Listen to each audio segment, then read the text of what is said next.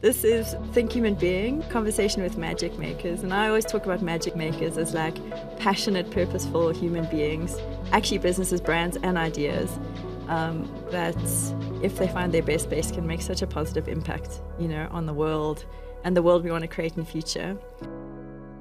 Lydia Fairhall is a Worimi woman whose professional background is in executive arts leadership, festival curation, and producing for theatre and film in both urban and remote communities. She was previously the dual recipient of the Sydney Meyer Creative Fellowship and the Australia Council for the Arts, Community Arts and Cultural Development Fellowship, where she formed much of the work she does today in facilitating conscious leadership, spiritual direction, and next economy transitions for both companies and individuals. She has a BA in social sciences and currently completing a Master's of Divinity as a formation student called to the priesthood within the Anglican Church. She enjoys a continued arts practice as a singer-songwriter and freelance writer, creating 2 back-to-back albums, True North and The Narrows, in 2019 and 2021. Most of her free time is spent either in the ocean or the bush, and outside of her work, she enjoys a simple, quiet life with her partner and 2 children. And she is a magic maker, passionate, purposeful human being. Through your purpose and values, what is deeply meaningful to you? Thank you for having me, first of all. It's a real honour to sit in any conversation with you and in any conversation about this topic. My purpose, I think what you're referring to is something that I say often, which is there is no deeper purpose than to love the wounded. And that's actually something that I read on the Archbishop of the Anglican Church in the Brisbane Diocese Facebook page a couple of years ago, as I was kind of going through discerning a calling to a spiritual vocation. And when I read that, I was like, okay, this is confirmation that this calling and this stirring within me is on the right track, because it resonated with me so much. And now I still think that's my purpose. And it's probably got even a little bit simpler in that I've realised you just wake up and you go wherever you're asked to go. You serve whoever needs serving. And in your spare time, you do the things that refill your cup. And then you go to bed. And then you wake up and you be of service to humanity. And then you do a bit of karaoke or play a bit of solitaire on the computer. And then you go to bed. And so my purpose has become less of a career kind of thing or even a vocation into just like daily life. Oh, Liz, I love that you said that as well, that you just read it somewhere and it resonated with you. Because I think it's, like purpose is such a big thing in the world at the moment. And I think some people feel they're failing if they don't have a purpose. But I love, it's just I love that you said it's just simple. It's wake up, serve humanity. And that resonated with you and that like kind of lit a spark. Yeah. I wanted to ask. I mean, sorry to interrupt, but some of the most interesting people I know don't have jobs or careers as we would call it in the Western context, but they have a purpose. And it's not like it's their life's purpose, it's just their daily purpose and how they embody it in every second of every day. Oh, it's incredible. I just wanted to ask, one of the big questions I'm going to start with, which seems like an absolute humdinger, is that, like, where are we as human beings in the world, Lydia? Like, people that I speak to, and I try not to kind of hang in the space at the moment, but everybody here in Namibia that I've been chatting to lately, and you ask them how are they doing, like, how do they feel people in the world are doing? And it's really negative. It's a heavy space. People talk about the cost of living, that is so difficult to come out, it's double income, anxiety, war, all of these things, depression, burnout, stress. It's a very heavy space, especially when we try to work in a kind of light space, How do you think people are feeling at the moment in the world? What are your feelings on that? I mean, you and I both went through a process last year with the Masters of Business and Empathy through Small Giants. And, of course, we talked so much about the meta crisis, which is what you're talking about. We've got all these intersecting interwoven threats, and never have we faced them all at the same time. And of course, that produces a great deal of anxiety within people. But I think alongside that, or encompassing that, humanity has hit the peak of individualism. And this is the outcome, this world that we find ourselves in today, when we've become so self-focused that we would walk past somebody lying on the street in need. When we've become so consumed, even with our purpose, right, that we forget that all we're ever here to do is to serve. And I say that because I had a moment in my journey where I looked back, and everything that I thought I was ever doing for me in terms of accolades and career and success and purpose and all those things, I look back on it now and I was like, oh, it was all for the other, every single thing. And that was a very freeing revelation. But I think what we're experiencing now is the peak of individualism, the peak of a society that doesn't care about each other, that doesn't care about the land, that doesn't care about our fellow feathered friends and our furry friends. And this is the result. And so where to from here is the great mystery. You would like to think that through this level of trauma and conflict that there's some big awakening happening, and I think there is. The question is, how bad does it need to get? How much do people have to suffer before they turn their back on this material reality that we've come to call real? It's not. It really isn't. So, and the thing is, people can tolerate a lot of suffering. I always say this to the people that I talk with one-on-one when they're coming with a problem. The only reason that I found a different path is because I had very little tolerance for suffering and emotional pain. I just couldn't handle it. And my back was up against the wall and I was like, I'm out. I've got to find another way. This is not, one, it's not fulfilling.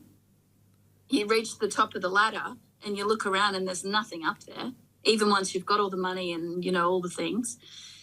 And two, it is full of it's too much of a roller coaster.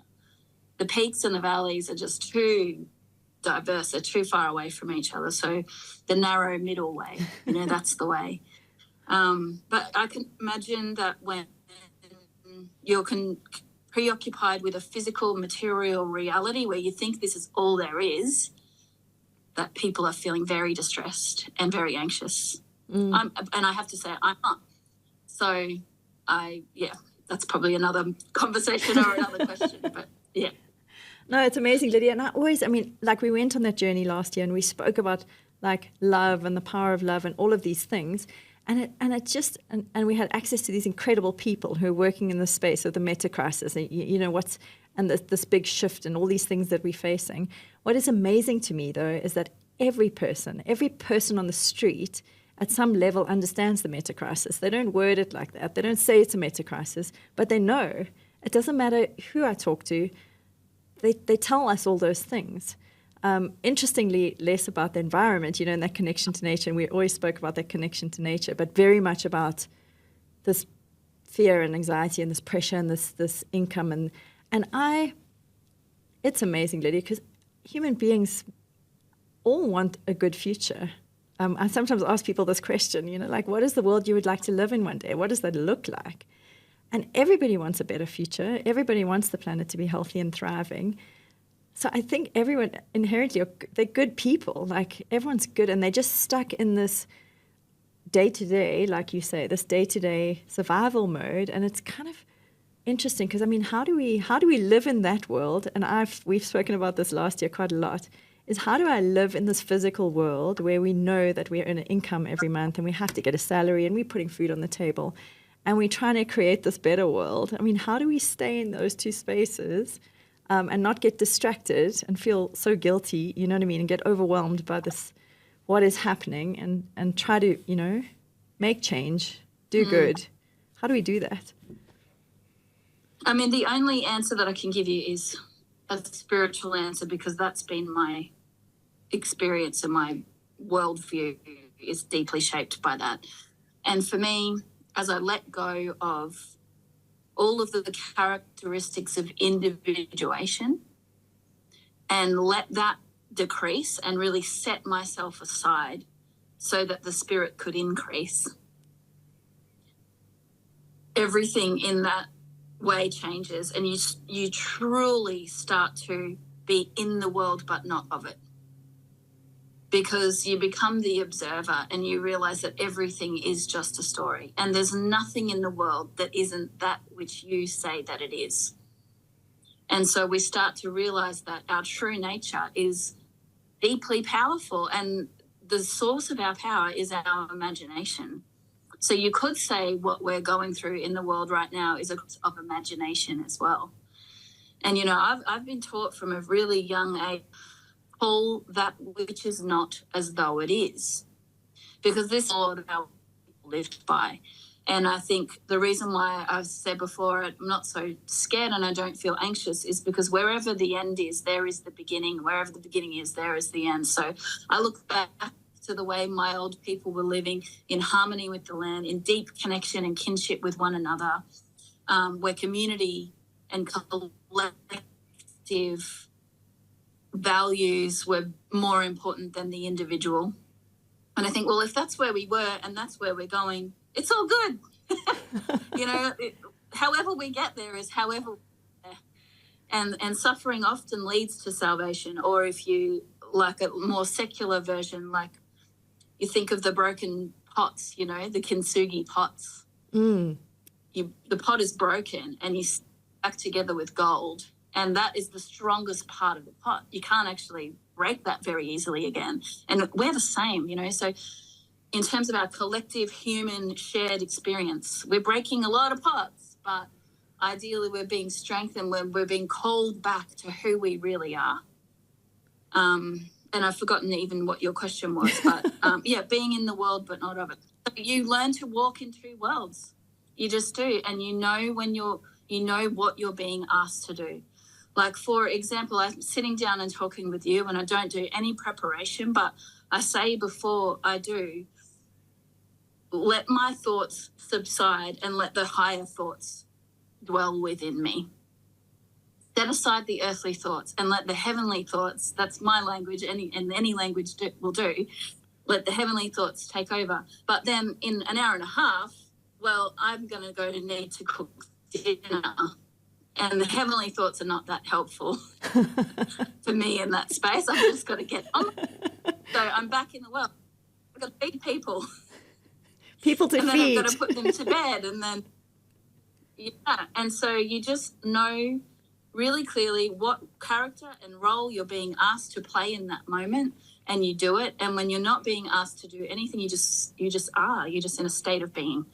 And look, I stumble all the time, and I know I'm stumbling when I get tired, because I'm like, oh, once again, you think it's Lydia doing it, and that's why you're tired. But when you're resourced from a higher place, you have all the stamina and grace and forgiveness and energy that you need. You will always be supplied with what you need to do this kind of work, you know. So yeah, it's a fine art. I have definitely not got it down pat, but I'm getting better at it. I'm so glad, Lydia. There's hope for all of us. Only human. Yeah. No, Exactly. I know I said I'm going to only do things differently and introduce your CV and your bio at the end, but I think it's really important just to say that you're a proud Worimi woman. Did I say that correctly? Worimi woman? Worimi woman. Yeah. And I must just say that was, for me, it's so fascinating. I think I've told you the story before, but when I signed up for the Mastery of Business and Empathy, you know, I thought, okay, I'm so passionate about business as a force for good, and, you know, I'm going to learn so much in terms of, and I did. It was absolutely incredible. But the real gift for me of last year was having you as a guide, you know, because this introduction to ancient wisdom, you know, to your culture, and I've always speak about, like, we've always known these things. I don't know what it is about humanity in the world. If I look at South Africa, you know, we have and Ubuntu. I am because you are. We look at all around the world. Ikigai in Japan, this whole purpose and reason for being, and Plan de Vivir, Costa Rica, and then being introduced to this concept of Va last year, the space between us. I just want to, it's just amazing, Lyd. And how do you marry those things? And also on your spiritual journey at the moment, accessing that ancient wisdom, in the world today, and living in that space and marrying the spiritual journey with that ancient wisdom. Let me hear your thoughts on that. I think it is difficult because you have to be willing to let go of a lot. And it's almost like, for me, the character that I'd played up until I was, 39, I think, around that age, with all of the dislikes and likes and personalities and judgment, really, even in the things that we like, right? All of it has to die so that the spirit can live. And so there's an enormous amount of grief with that, and an enormous amount of courage, and an enormous amount of letting go. And there were times in that moment along the journey where I had given up and thought, no, I'm not going to be able to do this. There's too much to hold on to. But I think in giving up certain things, you gain the whole. In giving up the world, you gain the whole universe. And all of those ancient ways of being and doing and thinking, the fact that we, as a species, it's already all there. Even the Bible, right? It's a 2,000-year-old text. Like, clearly it had something good in it because it hasn't disappeared. Everybody knows who Jesus is. Everybody knows that story. Like, somewhere along the line, it's hit a note for many, many ancient ways of being and knowing. And the fact that we've already been there shows you everything you need to know about how to interact with one another, because the teacher is always the student. And I say that because there's nothing that you could ever offer another person that isn't already within them. So your only job is to draw it out of them. And all of those, the VAR, all of it, all those things that you mentioned before, they're all in our collective consciousness. It's all there. So all we're doing for each other is, one, mirroring, and a lot of the times we're mirroring in a way where we see what we don't like in ourselves in the other, and we just kind of relate on that level, which is a bummer, because you can take it to the next level and go, well, actually, here we are mirroring for each other, and you're much further along the path than I am for you to be able to ask me a question that I might know the answer to, because it's within you. You've already done it. You've already gone there to be even able to ask the question. So yeah, all of those ancient ways of being and thinking teach me a lot about what does it mean when someone wants to sit down and talk about a problem and they think that I might have some answer. Well, no, I've got nothing. All I can do is draw out their own innate inner wisdom. And it's the same with my children. The job is to help strengthen their inner guidance system. No more and no less. Because if they've got that, they've got everything they will ever need. I'm going to stop myself saying amazing, Lyd, because that's the word that I want to say, amazing. I'm not allowed to repeat it so many times. Well, you said humdinger. Humdinger, I did. I did say humdinger. Oh, no, it's absolutely incredible. I mean, when you wake up in the morning, Lydia, how do you stay connected in this space? Like, how do you not get distracted? There's so much going on in the world. I mean, if you look at our social feeds, and if you look at, it's this real balance between living in that world and being, operating in that space, because we want to be connected and we want to know what's going on. And then also just staying, and I say your own space. I don't mean literally the selfishness of being in my individualistic space, but in that space of serving and saying, I'm going to get up and I'm going to serve from my space of purpose or from my space of values and give that gift to the world. How do you stay in that space? Well, I think for most of us, we go through the first half of life, and not in equal halves. I mean, like the first half. And everything that happens to us is designed to break us, and it does. And then we reach a certain level of consciousness or comfortability or whatever it might be, and we're asked to cross the river. And what crossing the river means is setting down the emotions so that wisdom can rise, settling and calming the emotions. And once we've crossed that river, once we've walked on the water, like the water being the metaphor for the emotions, and we're on the other side, everything still happens, but it strengthens us from that point on.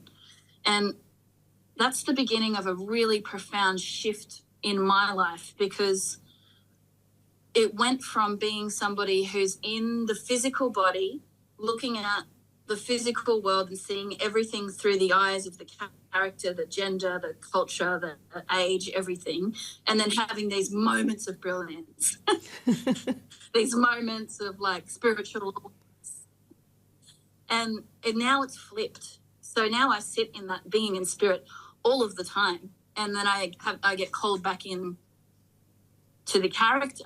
So it's the reverse has happened. Really pious answer for you. Oh, I wake up every morning and I do morning prayer, and then I meditate and I go to the bush. And I used to do that. I had to stay connected.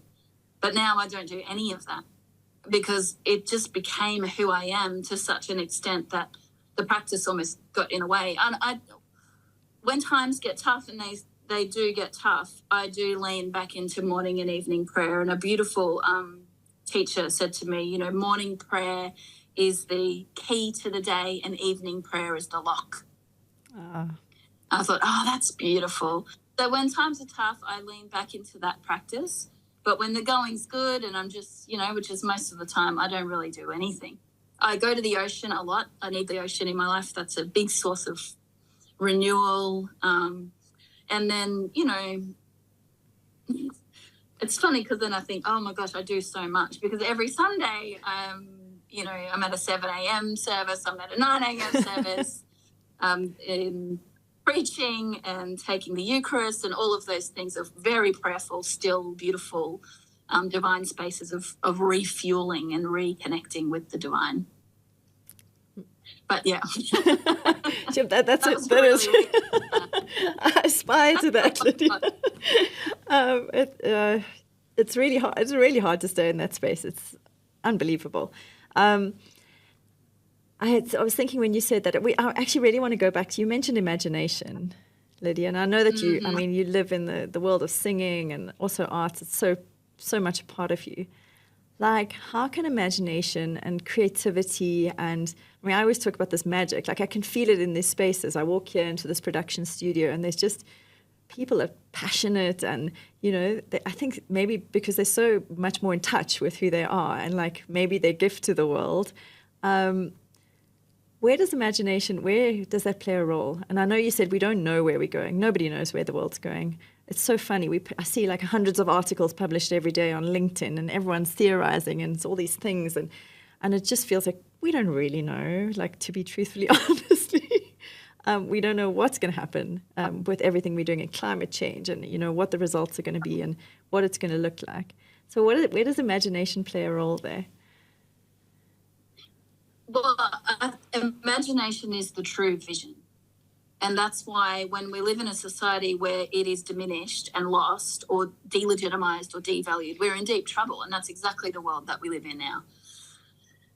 And it really points back to our true nature. If I try to find like a secular way of saying this, it's like you are made in the image of your creator. And what does your creator do? Well, he, she, they, whatever you want to call them, they create. And so what does that say about us? Well, we are also creators. And so we can live in our imaginations. And that was the big part of, Aboriginal culture, was living in the dreaming, living in our imaginations. We didn't toil and spin. We didn't hunt for like 20 hours with no result. What we needed would come by us fairly easily and effortlessly. And that is really relying on the imagination. And I think You know, we talk about this a lot, but in activist spaces and things like that, it's very difficult to see how that has made any real impact on the world. You could say that things are worse than they ever have been as the activism has been rising. So what is all of that about? And I think it is because when you don't know what you're fighting for in terms of the world, the community that you want to create, all you're doing is being anti something. And we always have to go back to the micro, right? We try to deal with things on the global level. It's too hard. The mountain is too big, and so we get overwhelmed, and then our imagination, we squash it. But what we need to do is actually go back to the root and tend to the problem there. So if you see a world that is full of war, full of conflict, well, then you ask yourself, where is that on my street? And you go to that place on your little, like in my little street, there's only 80 people that live in this little town. Where is it in this little town? And you tend to it there, because when the individual knows peace, then the family knows peace. And when the family knows peace, then the neighborhood and the town and the region and the state and the country and the world. And so we have to go back to the smallest unit and deal with it there at its smallest unit. And the reason why is because at that level, the imagination is totally unbridled, and you can actually take the thought and turn it into form easily, but you can't do it on the global level. So we've got to come back to that local way, but not just sake of localism in terms of our physical surroundings and our way of interacting, but localism because it is the enabler of the imagination. It's where the imagination can go from that realm into this realm and transfer from thought into form. I can't believe you said that, Lyd, because you almost answered the question that I had. As you said it, I know last year we spoke a lot about MBE and like feeling it in our head and our heart and our, our hands, and where in our body are we feeling things. And when you spoke about that local, like the global activism and the local, and being local, I could literally feel the anxiety in my chest, because it always, I feel like I should be doing more, and like, where should I be, where should I be fighting? And because, I mean, there's war, and it's not just in one place, there's war all over the place, and should we be getting involved there? But I know that here, where we're sitting, and you said it, there's war on my street, there's war in my backyard, you know what I mean? And we're not, and in the community, and I absolutely love that you said that, tend to where the war is, because it feels completely overwhelming, because you want to fight everywhere. I want to fight everywhere. I want to help everywhere, not fight everywhere. I just want to make a better world, and where to apply your energy. But I also worry about getting stuck. You know what I mean? When you're so overwhelmed, then you get stuck, and then you don't tend to anything. You're not even tending to your own backyard. You're actually just scrolling through your feed. Mm-hmm. It feels like a doomsday scroll. And not really helping anywhere. It's really, and that's it. Like, there's people in my community that need feeding once a week, so that's what we do. We feed the people, and there's people that need, more warm clothes at the moment, all of those things. And the thing is, when you look after people at that level, you don't end up with the big problems that we've got. Like in Australia at the moment, there's been these really kind of violent crimes. It's a bit like what you would expect to see on the news in the US. We haven't really had that kind of society here, but every single day something else really, full on happens. And the thing is, follow that story back to its beginning, because that beginning is a child or a young adult who has not been nurtured or looked after by their village, by their community on some level. They haven't been nurtured in that way. And I think mental health is a really good example of that in this country at the moment. It's shunned away. It's, there's no bringing people into the fold. It's all like excluding people. And then we wonder why we have these, horrific crimes that mental health are at the kind of, at the, what would you call it? At the reason for it. But if you take it back to its beginning and treat it there, tend to it there in your own community now, today, then you're not going to have that big issue to solve down the road. Hard issue, unsolvable issue, really. That story has to play out, and there's nothing you can do once that train's left the station. So you tend to it back here when it is easy and when the imagination can really take hold and have a real proper go of it. I love that you said that. It reminded me after we were, I don't even know if this is going to make sense for anyone on the podcast, after we were schmucked by Daniel Schmachtenberger in our MBE, when he told us about the meta crisis, and he said once, trace the fear back to the love. And I love that story about if you trace these things that are happening back to that smaller unit and, what was happening there in that small space, it really gives you a sense of, not control, but a sense of, I suppose, agency or being able to act in that space. What do you, if you talk about and I love the way that, I love the language that you use, Lyd, like your old people or your people on country, in your communities. How do they view the world at the moment? What is the, in terms of, because we know that the world goes through these cycles of civilizations and, what is the feeling from the elders? Everybody has a different, perspective on that. There's not a kind of unified approach. When I think about the elders that I refer to for guidance, they would say exactly what we've been saying, that without dreaming, there's nothing. Without the imagination, we won't find it. We won't figure it out. Without waking up and seeing that we're actually here for the other, not for ourselves, we won't find it. So they're really simple truths and simple ways of thinking and being, but they are so lost in the world that we live in today, and they have been deliberately delegitimized. It's almost a conspiracy theory to be any other way than, waking up, going to work, working really hard. And that was good, I think, up until the generation that we have now, because the dream is over, right? Now you have the working poor. Yeah. And you can't even afford a house when you're working full time. In this region that I live, there's no way my kids will be able to do what I've done in terms of get a job, save up. That ship has sailed. And so you've got to wonder what that means for them. And it's they're clocking it. They're catching on to the illusion that this all was in the first place.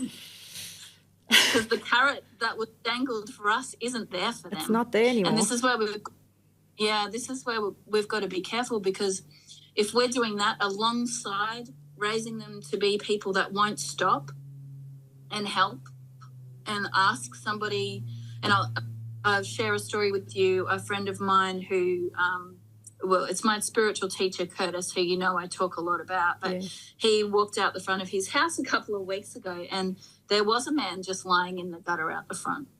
And he went over to him and he said, "Oh, are you okay?" And he was unresponsive. And so he called an ambulance. And as he was waiting for the paramedics to arrive, a woman came out from her house and she said, "Oh, I'm glad you stopped, because I've been watching him from my window and he's been there for about 2 hours. I just saw everybody walk over the top of him." And he said, "Oh, okay." And then the paramedics got there and he stepped aside and let them do their thing. And it turns out that he'd actually had an epileptic fit. He was unconscious. And I said to Kurt, "Why do you think no one stopped?" And he said, "Well, first they're scared. They're afraid for their own safety. But that doesn't explain why nobody called the police or an ambulance." And the reason why nobody called the police or the ambulance is right where we started in this conversation, because we live in a society now where we think that it's okay to just walk past people in need and not even flinch. And you see it in the cities. And that's why I will never live in a city, but you see it in the cities every single day.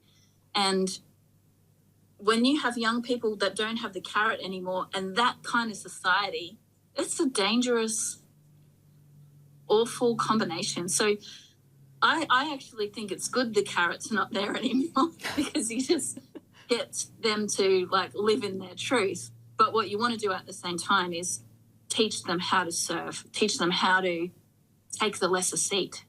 Like, when do you ever hear that anymore? No, you don't hear that. It's like, no, your rights matter.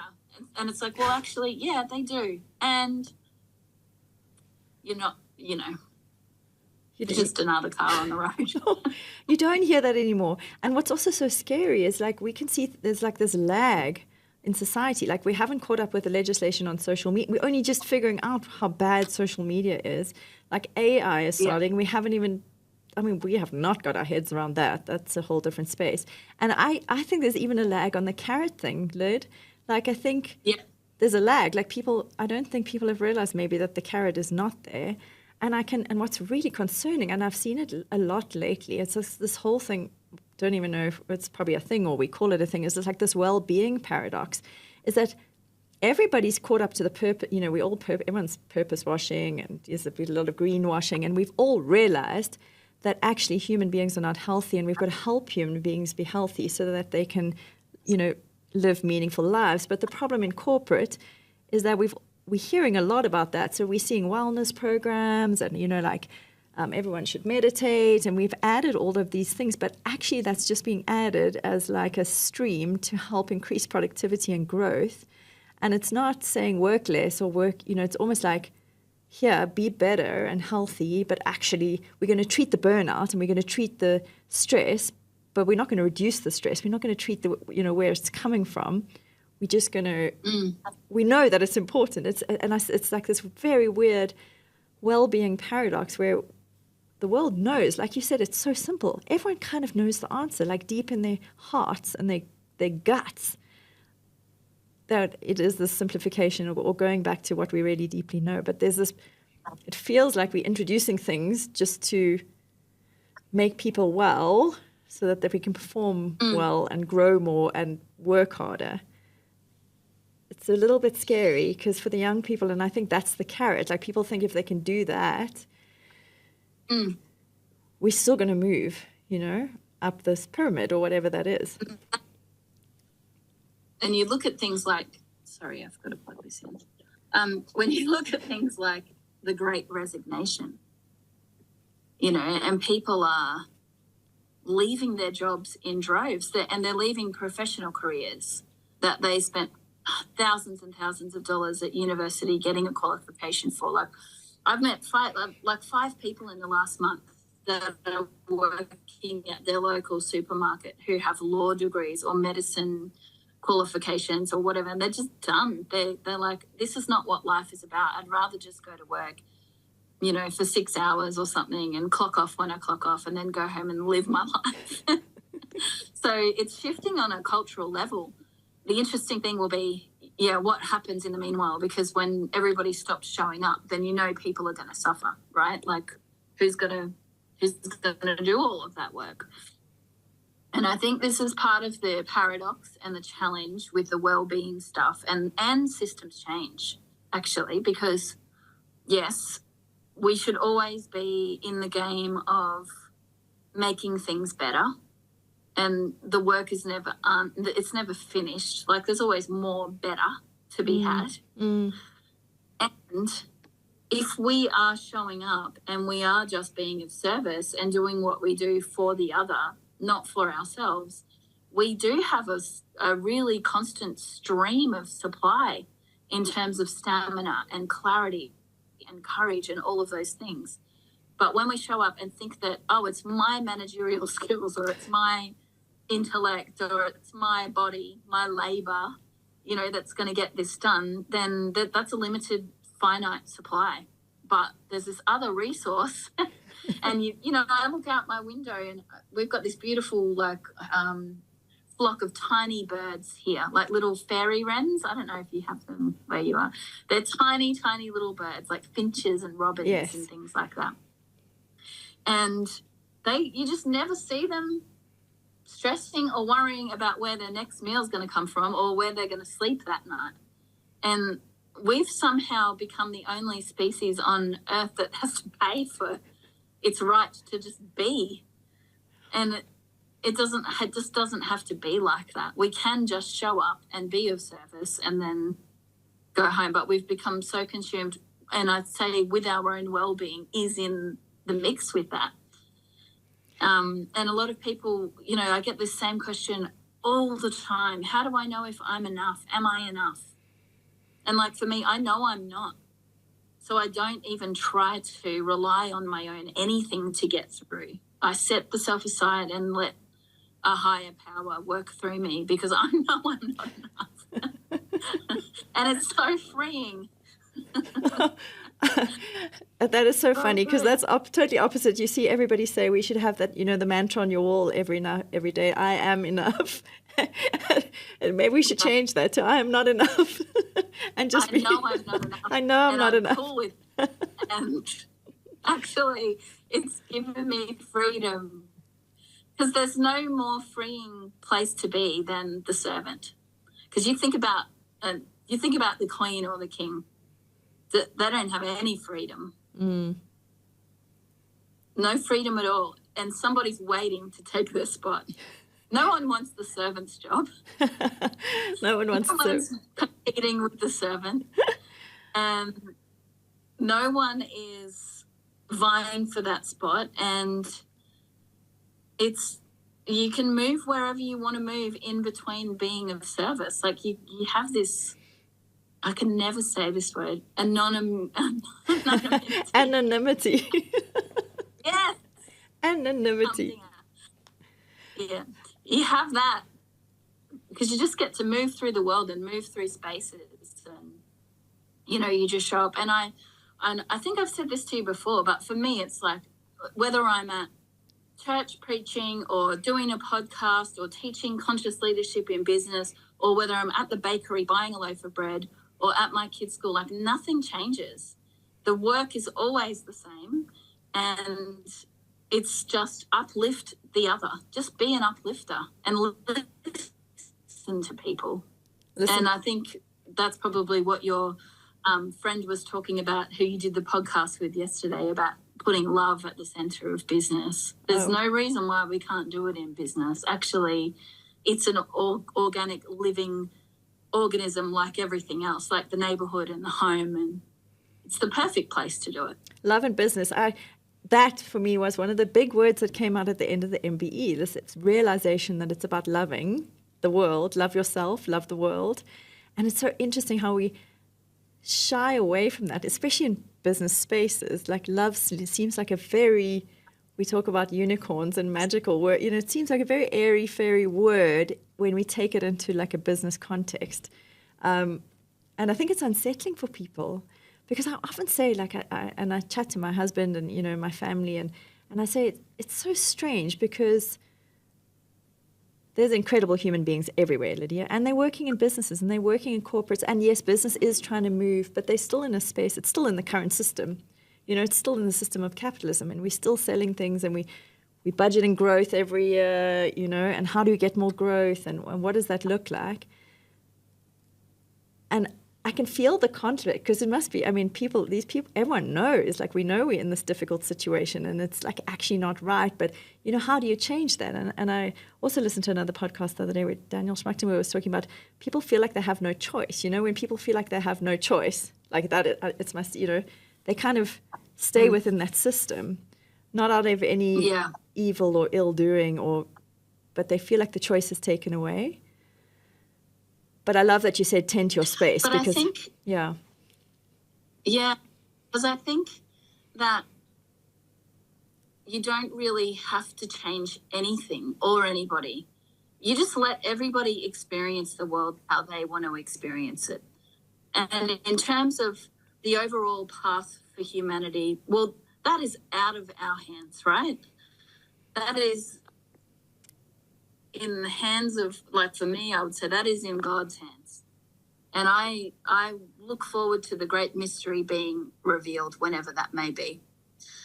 But if you just go into that corporate workplace to be the uplifter, it doesn't really matter whether you're in the corporate workplace or the super green, like trendy purpose workplace.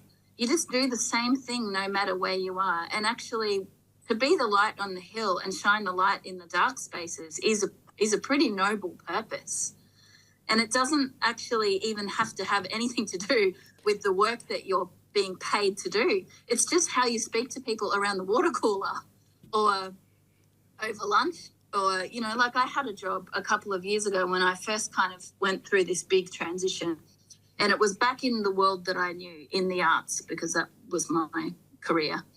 And I was like, oh, this is strange that this has come up. I thought I was leaving this way of being. But I went back in, and I realised that the purpose for me being there was nothing to do with the job description that I'd been given or what was written in my contract. What I realised was that there was a man who I worked with whose young son had cancer, and he needed an uplifter in his world. He needed somebody that had the level of faith and love, and just it's all good in his world that I do. And then I realized there's another one there she had 4 kids under 5, and she needed an uplifter in her world. And as time went on, I saw the reason why I was there. It was nothing to do with the work. It was actually to just be there, to show up for people, to support them, and to really pump them up and uplift them, but so that they felt like they could deal with it and cope with it. And so that, this is most important, because this is getting the imagination, so that they could start telling themselves a different story. Because so long as they were telling themselves the story that the child is sick or that the work is hard, so forever will that be. And sometimes we don't get to change the story. There's no guarantees. But it's really important that we enter that space. And yeah, that's why I was there, not to do the work. Now, it's still done the work. That was all good, you know, on my contract. But yeah, I think those people that are feeling that tension, that are still in those spaces, well, you don't even have to leave. It's probably good that you don't.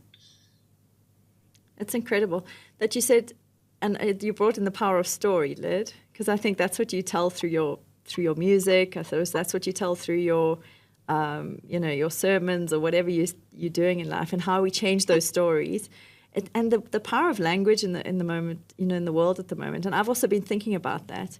And actually, it's been something that's weighing on my chest, because the world's so polarized, and the power of words. And sometimes it feels to me that you can't really show up in your space, just as who you are, for the fear of using the wrong words.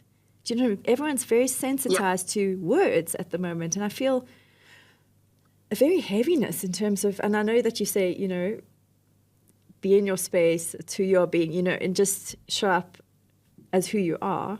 But I feel quite interested, kind of, there's a little bit of sensitivity and prickliness around words.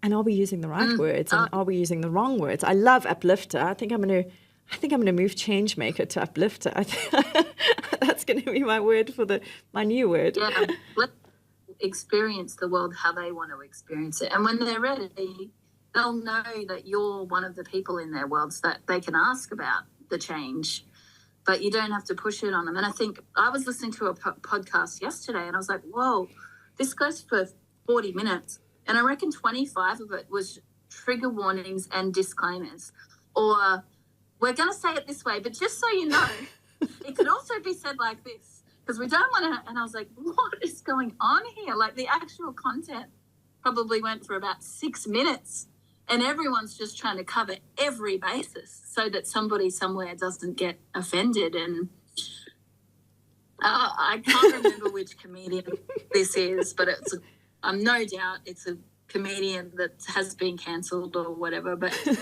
he said something like, if only we lived, I think it was Ricky Gervais, he said, if only we lived in a future society where all we had to worry about were that somebody said something that offended me, like knowing the trajectory that we're on. That's why it's so bizarre, because we're going through the most heavy things and pressing things and urgent things in terms of conflict and AI and all this stuff, and all we can talk about is being offended by a conversation. And it's like, well, I think we've got bigger fish to fry, and that's a good thing, because it helps us get over our kind of tribalism and go, well, actually now we've got to work on this together, because there are some some bigger things on the table. Wow. It's one But of you just cancel yourself in advance and then you're all good. I feel that's what it is, like cancer, because I feel like it takes away from the genuine space that you're coming from.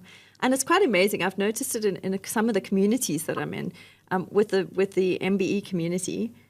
It's like everybody knows you're kind of in a safe space. Everybody knows there's no ego. Like, I'm not trying to say something and it gets a reaction. It's actually like an interesting space, and you can say whatever you want, and it's about, questioning and answering. And but a lot of other spaces are about people react. Like, the reaction is so quick. That it almost feels like you should stay out of conversations. Sometimes it feels like it's better just to stay out of the conversation than to get into the conversation, because I don't know if it's helping or if it's harming. And you never want to upset or rattle anybody's foundation, and that's a good thing, to just leave people where they are. But I think part of what a democracy and consensus is just compromise, and that's what we won't do anymore. We just won't compromise. It's like, no, it either has to be all this way or we're completely out. And, you can see where that leads to at the end of that story. It's not good. We're living that in the world today, the end of that story. And it's okay to set yourself aside, to set your own agenda aside and compromise a little bit and just meet people in the middle. Even if you think, and I was saying this to my daughter the other day, I was like, being right is just not the most important thing. Even when it's about something so detrimental that you really, really care about, what's the most important thing is that other person sitting in front of you, and that you can connect with them still. And I always had a process in business where everything was up for grabs in terms of conflict resolution and, communication, but as the worthiness of the other wasn't ever eroded. And once we start pulling that thread, it's not good. It's very toxic, and just end up fighting basically ourselves, because it's always ourselves the shadow self that we're dealing with anyway. We just won't take responsibility. Oh, that is really beautiful. So, Lyd, I'm going to ask you, this sounds like this is a very big question, and I know we've had all these discussions before, but are there any, are there pivotal moments that have shaped your journey or your thinking, where you are to where you are today? Anything that you can think of that's really I can think of all for me, it's all these amazing courses and these people that I've met in the world. I think you've also shaped my journey. But what does your journey look like, and what has, really shaped you along the way? Well, I'll share a really personal moment in my journey. And even though we've just talked about trigger warnings, we'll just put it out there that there's parts of this bit of the story that are better left unsaid. We won't go into the explicit details, but when I was about 13 years old, I had very publicly tried to take my own life in a school setting. And I journeyed after that. There was some push to go to the clinic, to go down the clinical route. But for some reason, every one of those doors that were trying to be opened didn't open. And instead, I met my teacher, who I'm still with now. And I remember sitting across from him, and it was my mum that had made me go and see him. And I was sitting across from him with my arms folded, a scowl on my face. And I said to him, there's nothing you can do for me. I was that far gone. Because for me, in my mind, I was told that because of the things I'd been through and the situation that I was born in, that would be it. You can never leave, you can never get out. Like, you're destined for this kind of life to unfold. So I was like, well, if I'm going down on the sinking ship, I'm going to be the one to sink it. And I took that. I remember doing that so clearly and deliberately and explicitly. If this ship's going down, I will be the one to sink it. Not any of you other,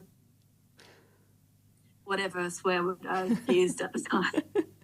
And so I'm sitting across from him, my arms folded and very angry look on my face. And I said, there's nothing you can do for me. And he said, I know. And I was like, well, this is weird. What do you mean? Supposed to try. And he said, well, I'll just tell you a story. Would you let me do that? And he sat below my eye level, and very deliberately. And he told me the story of what he'd been through as a young person, and it was similar to what I'd been through. But something in that moment broke a neural pathway in my brain, because whilst he was telling me the story of this immense amount of suffering, he was emanating this feeling of peace and genuine forgiveness. And it totally stuffed with my whole plan to self-destruct myself and the community I was living in. I was like, thanks a lot. I lost you. Self-destructing still, yeah. Just in other ways.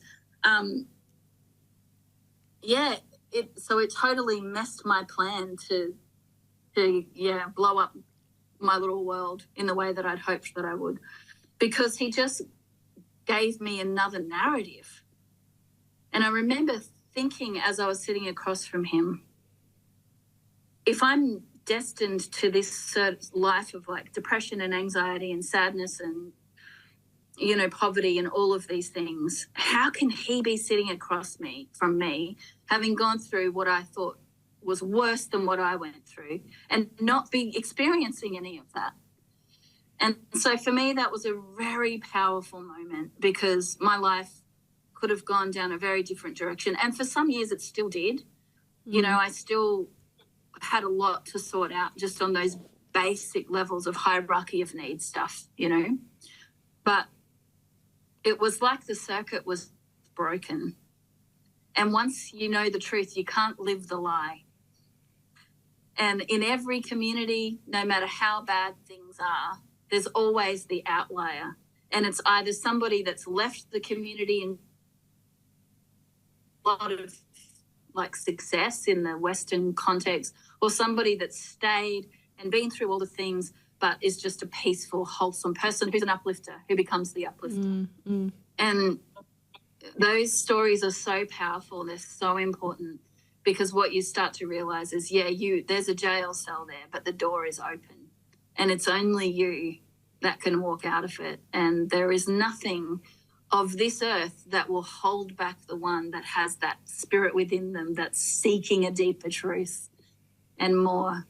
And that's a pivotal. So that's my story, my pivotal moment. I'm very glad you did not get your own way that day. Like he's still, I would probably, during those teenage years that were filled with all of those things, I'd still go and see him maybe like once or twice a year, Oh, my whole world has collapsed. What do I do? And he would help me build it back up again. And all it took was for him to help me to see it another way. The only thing that ever needed changing was the word within. The story. And so for many years, and then we just go higher and higher and higher in experience till I climbed to the top of that ladder of success that we said before. And everything in my physical world is good. I've got the husband and the kids and there's money in the bank and there's a house. And I grew up, without that level of security. So for me, that was everything. And then I was like, oh no, this is still not what I'm looking for. So that was another pivot moment, when you get to the top of it and you're like, oh dear, this is pretty empty up here. And it's, it doesn't quite offer the wholeness and fulfillment that I thought it would. It's so interesting also that you said about that hierarchy of needs, and back to your story earlier, Curtis's story about the empathy, stepping over that poor person lying in the street, and like the ladder, the hierarchy of needs, just the word hierarchy. It's so funny, Lyd. It's almost like there's people at the bottom of the pyramid, so-called pyramid. To me, I think they have more empathy and compassion for their communities with nothing, with barely food. They will share food, and sometimes it feels like the Western world, we've kind of made this journey all about ourselves to this self-individualized actualization point. And like you said, and when we get to the top, which is meant to be self-transcendence or whatever that is, it's like, where are we? Yeah, there's nothing up here. Are we stepping over people on the pavement as we walk past them? Yeah, I'm probably not supposed to say this, but because I'm in like training in the, in a university and in formation, and it's a very, what would you call it? It's a very rigorous process. And you meet all the time with all of these people, including your university lecturers and spiritual directors and formation directors. And there's all of these people that you work with to help you along your journey. And for me, I know where the wisdom is. And for me, it's always like, well, I'll go and sit down with that homeless person over there and ask them about life and what they make of it all, because there's a lot of wisdom at the bottom. We think we look to the top for the wisdom, and it is there. I'm not trying to diminish any of those people in my life, but there is a lot that we miss over as we're kind of, I totally agree with you. I mean, that chat that I had yesterday to NK Chidori, and he was talking about these, I mean, I said he changed the weavers in the rural villages, and he, they started as laborers, then they became artisans, and then they became artists. So like they refer to them as artists. And he said his daughter, when she joined the business, was saying she came in and they give them patterns to create carpets, these hand-woven carpets. And then they developed this range where they gave them free will. They said, okay, you artisans or you artists, make the carpets that, And she said there was more creativity. She'd been to university wherever in the States. She said there was more creativity, you could almost say at the bottom of the pyramid, where in these rural villages where people are really just surviving, in all of these artists than anything she could have learnt or, been taught anywhere else in the world. It's so incredible. Okay, Liz. And I guess that... No, carry on. I guess that's kind of when we're so preoccupied with getting a seat at the table. Well, what table is it really? Because there's a cost of entry for sitting there, and the cost is all of those things: connection, community, the local vibe, imagination, creativity. And maybe we're willing to pay that, maybe some of us aren't, but we have to ask, is this really what this representation, even as women, is this what we really want, and what are we giving up for it? And it's only one journey, hey? I know it's a circle. I know we say it's a circular thing, but it's a finite amount of time on this earth, in this body, in this space. That's fair. Lydia, we're going to, just one more question. I just want to, before we kind of close off, and I'm going to give you half an hour extra to go cook your dinner in your physical world on that side. What would your final advice be, for people living in the world today? We know what we should be, that we need a better world, that we are working towards something different. How do we just show up every day? What is your advice for people? Well, the whole world is your own consciousness projected out in front of you. So you need to go to the movie, to the story, the imagination of your own life, and change it there, and watch the external adapt, instead of tending to the physical all the time and pushing up the hill. It's actually going within. And if you seek there, you'll find it.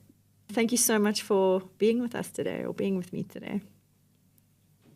Thank you so much. And straight back at you. You are the light on the hill.